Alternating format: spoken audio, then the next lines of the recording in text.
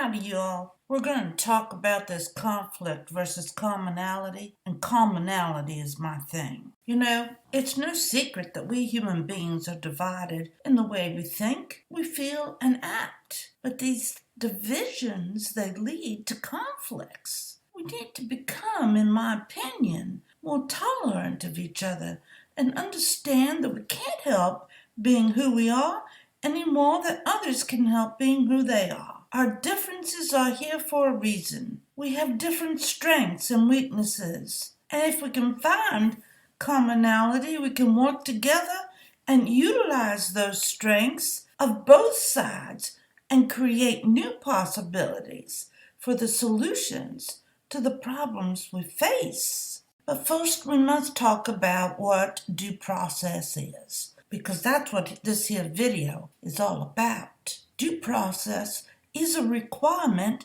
that legal matters be resolved according to established rules and principles, and that all individuals be treated fairly. It applies to both civil and criminal matters. Now, perversion of justice is deliberate. It's a deliberate act to do something that will make it difficult to discover the facts of what really happened. It's destroying things, providing faulty evidence, lying, or twisting information just enough to prevent a thorough and fair investigation. We're going to begin by investigating the Honorable Andrew Cuomo. Now, why, you might say?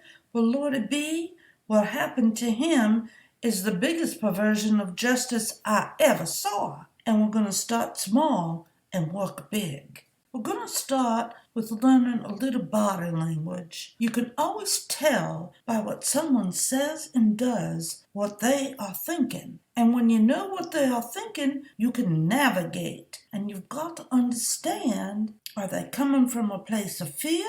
Or are they coming from a place of strength? Now, I'm not meaning to demean, but this woman here started the ball rolling. And we're going to start with this flirting thing, because you can tell what somebody is interested through their body language. And some flirting body language includes smiling. Now, is this person got a chin down slightly and then looking up, making significant eye contact? Why, yes, of course she is. It means she's interested. It means she can't keep her eyes off this man. It's intimate and vulnerable. It's so intense it can be very meaningful. It also, her head tilting increases her charisma and signals to the other person that she is interested. Now, research shows that this is an expression many women have on their faces immediately before an orgasm. It makes them appear more baby-like by making their eyes appear larger and their face smaller.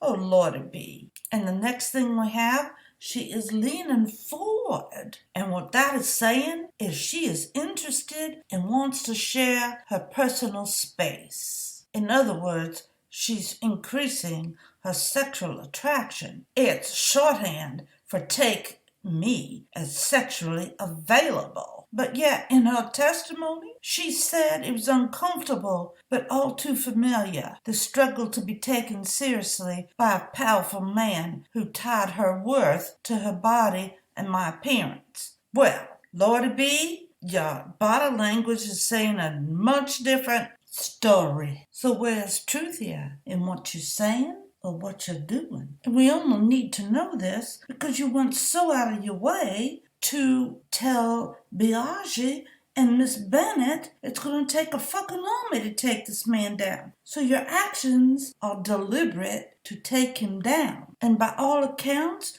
you created a hell of a shitstorm, girl. Now this next part here is the key to everything. And this is how we can learn to elect leaders and not politicians and start finding commonality. And it begins with self-respect. Now, I grant she set her boundaries and said no, and every person has the right to speak up. The question is here, how long did it take her to speak up?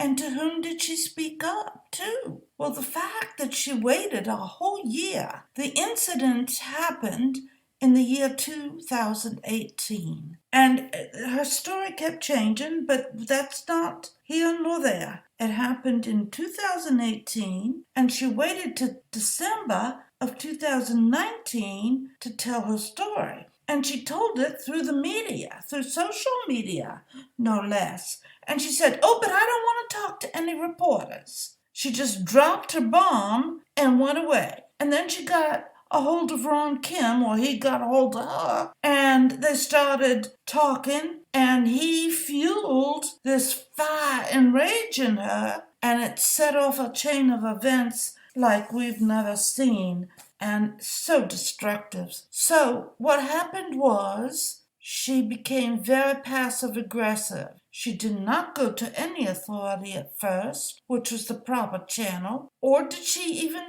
tell him no, which would have been very respectful. So when she becomes passive aggressive and doesn't go to the proper channel and uses the media to booster her, is telling us that she's feeling extremely powerless and helpless. She is the consummate victim. And then she begins to lash out, and she exaggerates to prove unsubstantiated point of view, which tells us she's feeling abandoned and rejected. And that could very well be substantiated by the fact when she quit, she called him back immediately. She called him back, and he refused to take her calls. So that all fits in. Well, that just unleashed a storm of anger and rage, which are all governed by fear. And fear-based behavior leads to only fear-based actions. Now, someone here needs to be held accountable. And this Letitia James, our Attorney General, I'm sorry, Miss James, but your investigation did not delve into this, and it seems to me that your investigators are not trained well enough to get into this forensic type of questioning, which needs to be done from a psychological profile, because this mob mentality just created the sharks in the water. And is that not what we're seeing on January 6th? Isn't that not what this is all about? That we're trying to heal this country? And yet we've got this happening on a smaller scale, but still significant enough to affect a whole state and to disenfranchise voters who elected this man to a third term. So something needs to be done here. And I'm going to list here all of the people who were so quick to rush to judgment. And I don't know what this woman had over them, but she certainly convinced a whole lot of people. Now, granted, the man himself didn't have a lot of friends. He was a tough and rumble kind of guy. Made a lot of enemies, and that could have played into it also. But the governorship was up for grabs. He was very popular. 60 million viewers for his briefings. He was beloved by a lot of people. So, you all decide what really happened here. But justice must prevail here. We must preserve our democracy. We must preserve the right to due process.